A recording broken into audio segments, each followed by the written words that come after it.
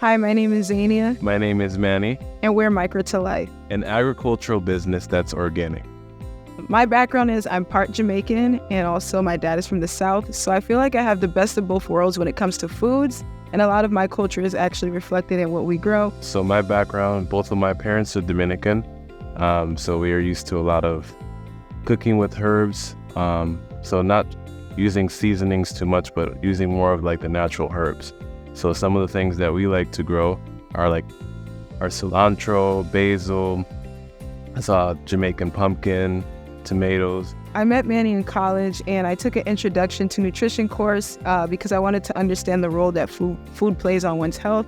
And while Manny was away in his internship, I decided to get a master's in nutritional science just to dig deeper and have a deeper understanding of food's effect on one's metabolism. And what really stood out is that a lot of the chronic diseases that we were talking about in class affected African Americans. So it got really personal to me, and it really showed me that diet can affect and play a role on the onset of some of these diseases. So yes, definitely that the end user or like the community that we serve definitely motivates us. And we've done education work as well. We've been facilitators and trainers for the Solid Ground program, where we've gone out to Hartford, Bridgeport, and New Haven and have taught on different topics where to the community to teach them how to grow, so they can start, and whether it's like in their backyards or if they want to expand out to a larger land like we do, they have the opportunity to do so. So we had an individual from the Leaders of Conservation of Color come out and just kind of talk briefly like to Manny and I about like our journey and like the experiences that we have. And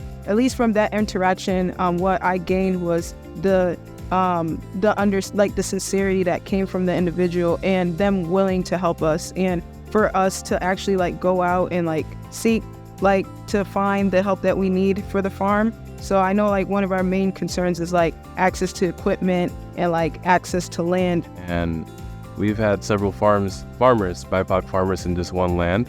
And every year we seem to like have that concern that we gotta get ready to pack up and move out. And it's really difficult. Not only is farming like very capital intensive, but you also leave a lot of resources. So it really started with our farming friends that we met in our prior location.